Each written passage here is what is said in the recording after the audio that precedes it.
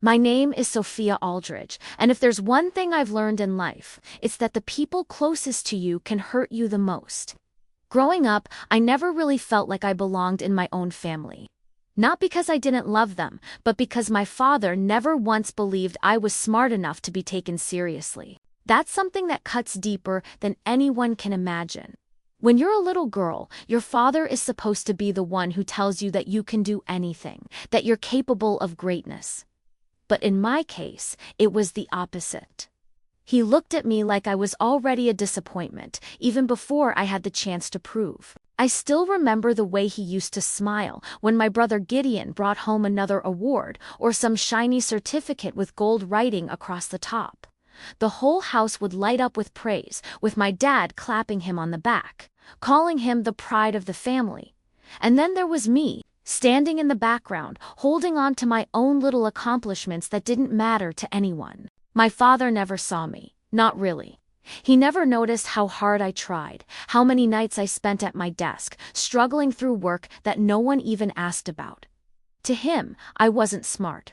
I wasn't capable. I was just the girl who would never measure up, and it wasn't just in private. He made sure I knew it every time the subject of school or college came up. He would shake his head and mutter things under his breath, little jabs that stung worse than outright insults. Books aren't really her thing. She's better at other stuff. Those words don't sound so harsh on the surface. But when they come from your father, they stay with you. They carve themselves into your chest. One evening, I sat with him in the living room while he flipped through the newspaper. I tried to tell him about a project I was working on, something I was proud of, something that mattered to me. He didn't even look up. He just chuckled and said, "Sophia, maybe focus on something simple, something you can handle." I laughed it off in front of him, but inside, I wanted to scream. Because the truth was, I knew I was capable of more. I just couldn't convince him. And that's how it always was. My father made me feel like my mind didn't count, like no matter what I did, I would never be enough. For years, I carried that weight, pretending it didn't bother me. But deep down, it burned. Every word he said, every time he dismissed me, every time I was invisible in my own family, it built up inside me, like a fire waiting to break free. This is the story of the moment that fire finally caught. The moment my father realized just how wrong he had been about me. When I think back to my childhood, the first thing that comes to mind is my father's voice. It was loud, commanding, the kind of voice that filled a room and left no space for anyone else's opinion.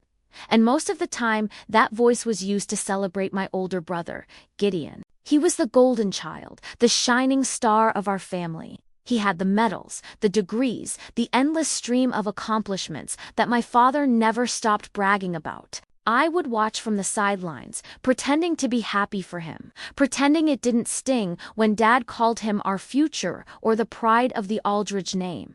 At family dinners, when relatives asked how we were doing, my father would jump in before I could open my mouth. He'd list every one of Gideon's achievements like he was reading a resume. When it came to me, he'd pause, then shrugged. "Sophia's finding her way," he'd say with that little half smile, the kind people give when they're being polite. It's hard to explain what that does to a person. It wasn't just the lack of praise, it was the comparisons. They never ended. "Why can't you be more like Gideon? Your brother had already won this by your age. He doesn't waste time the way you do." Those words were carved into me, repeated so often they became a kind of background noise in my head. No matter what I did, I was measured against him, and I always came up short. But here's the part no one ever saw. I wasn't lazy, and I wasn't dumb. I spent hours locked in my room, studying things I cared about, teaching myself from old books and online lectures. While Gideon chased awards, I was quietly writing essays, putting together little projects, testing myself in ways nobody cared to ask about. My victories were small, hidden, and invisible to everyone but me. I remember one night, around 2 a.m, I was still awake at my desk. My lamp was the only light on in the house. I was exhausted, but I kept going, because I wanted so badly to be able to show my father that I wasn't what he thought I was. I wanted him to look at me the way he looked at Gideon, but he never did. No matter how hard I tried, his eyes never held that same pride. Still, something inside me refused to give up. I didn't tell anyone what I was working on, not my mom, not Gideon, not even my closest friends. I kept it quiet, like a secret I wasn't ready to share. Maybe part of me knew that one day, if I kept pushing, those hidden efforts would finally pay off. I wasn't Gideon, and I was never going to be. But that didn't mean I had nothing to offer. My father just couldn't see it yet, and deep down, I started to wonder if maybe someday he would. The betrayal didn't come out of nowhere. It had been building for years, hidden in little comments and backhanded jokes.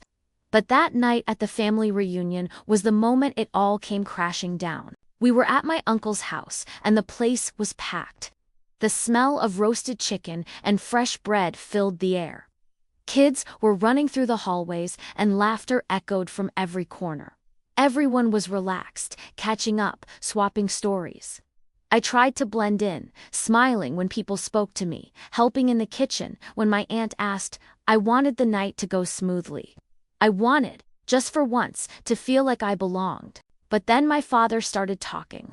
He was sitting at the big dining table, his voice booming over the chatter. "You know Gideon," he said, clapping my brother on the back. "He's making us proud again. Just got another award from his firm. They can't stop recognizing him." Everyone clapped, everyone smiled, and I did too, even though my chest felt tight. Then, like he always did, my father's attention shifted to me. He didn't even look at me when he said it. He just leaned back in his chair and laughed. "And Sophia? Well, let's just say college isn't really in her future. She's too dumb for all that." The room froze for me, but not for anyone else. A couple of people chuckled nervously, others looked down at their plates. No one defended me, no one said a word. And there I was, sitting just a few feet away. Heat rushing to my face, my hands gripping the edge of my chair so tightly, my nails dug into the wood. I wanted to speak up. I wanted to shout, to tell him he was wrong, to tell everyone in that room how hard I had been working, how much they didn't know about me. But the words caught in my throat.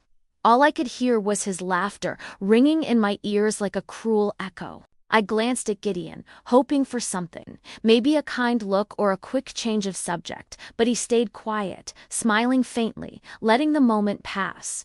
And that's when I realized Di was alone in this. Nobody was going to step in for me. The rest of the night dragged on, every word, every laugh, every clink of silverware feeling like salt in an open wound. People went back to their conversations, but I sat there, numb, staring at my plate while my father carried on like nothing had happened. That night, something inside me shifted. I wasn't just hurt. I wasn't just embarrassed. I was done.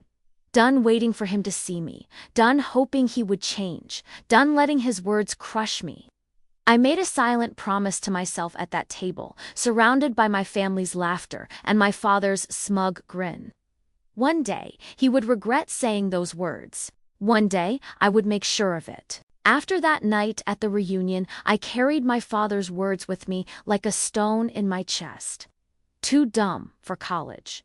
The phrase replayed in my head over and over until it almost became a dare. I didn't yell at him. I didn't argue. I just went quiet. But inside, something was burning. I knew I had to turn that humiliation into something else. If I let it sit, it would destroy me. So instead, I turned it into fuel.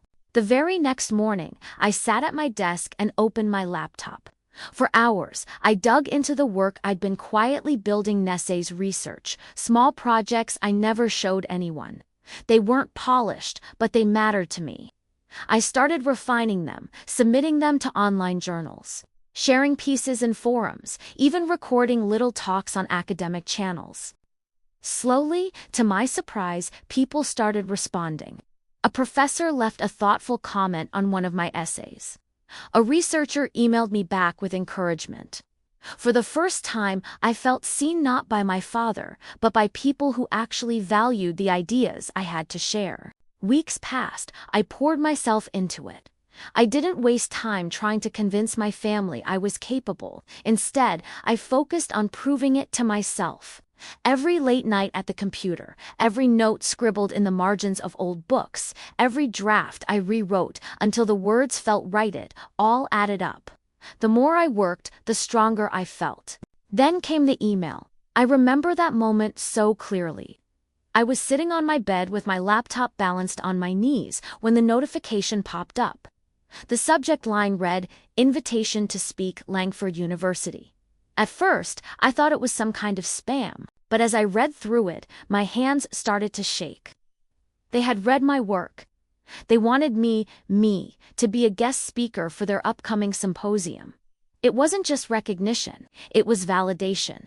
The kind I had been craving my whole life. I didn't jump up and scream. I didn't run to my father to wave it in his face. No, I sat there, heart pounding, and let it sink in. This wasn't about revenge in the loud, dramatic sense. This was about quiet proof, about letting the truth speak for itself. I printed the letter, sealed it in the envelope it came in, and set it aside. I knew exactly when and where I would show it. Not in anger, not in desperation, but at the right moment, when the weight of those words would hit hardest. For the first time, I wasn't afraid of his voice anymore. I didn't need his approval.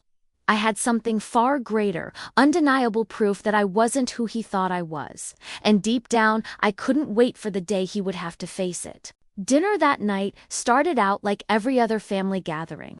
The table was crowded with dishes: roast chicken, mashed potatoes, fresh rolls, and everyone was talking over each other. My father was at the head of the table, his voice carrying above all the rest, just like always. He was in his element, bragging about Gideon's latest success, telling stories that made people laugh and nod along. I sat quietly, listening, my hands folded in my lap. Part of me wondered if I was crazy for what I was about to do. Maybe it would fall flat. Maybe he would find some way to twist it. But then I looked at him, the way he leaned back in his chair, so sure of himself, so certain that I would never amount to anything.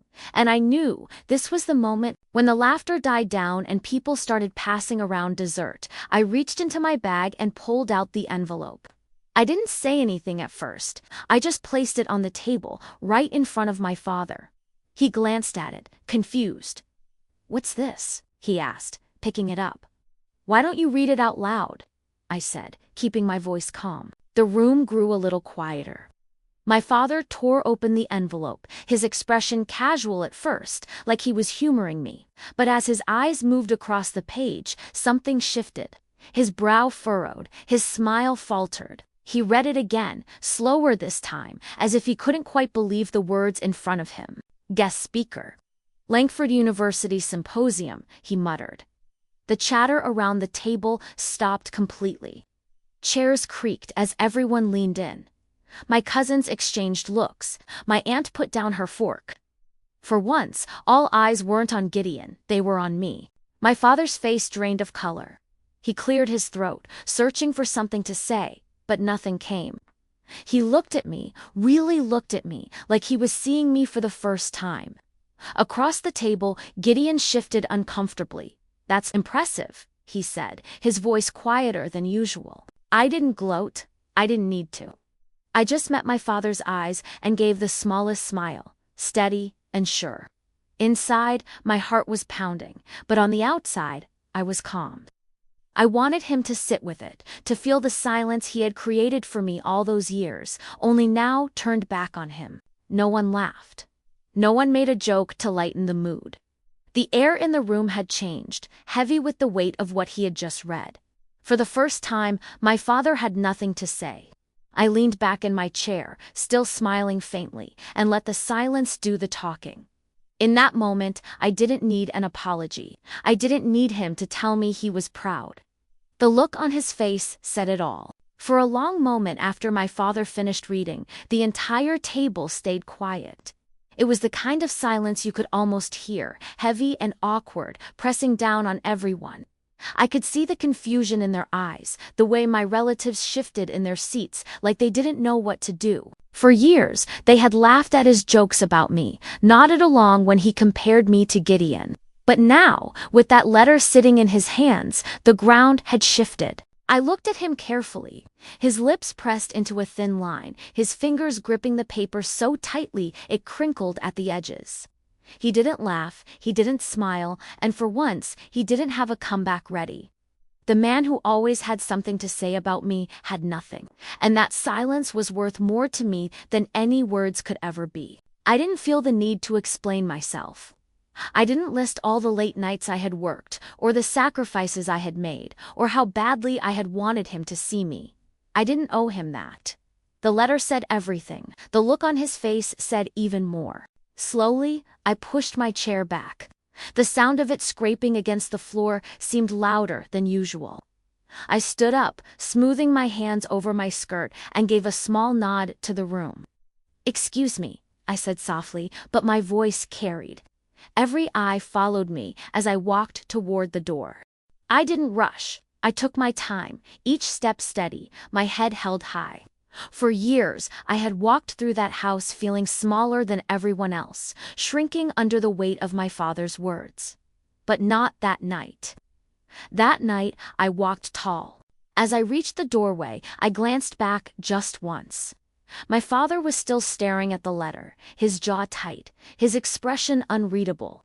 The pride he used to beam at Gideon had vanished, replaced by something else, something like realization. For the first time, he knew he had been wrong about me. I stepped outside, and the cool air hit my face.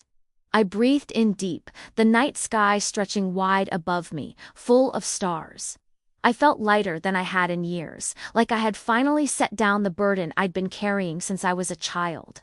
I didn't walk away in anger. I didn't slam the door or shout about how he had underestimated me. I didn't need to. My victory was quiet, but it was powerful, because I knew what waited for me beyond that night. Langford University, a stage, an audience ready to listen, not to my father's voice, but to mine. And as I walked down the steps, leaving the noise of the house behind, a small, steady smile spread across my face. For the first time in my life, I wasn't the shadow of someone else. I was me, proud, free, and finally seen. If you connected with my story, don't forget to like, share, and subscribe so you won't miss more powerful stories of revenge, drama, and life lessons. And I'd love to hear your own experiences. Share your story in the comments below, because your voice matters here.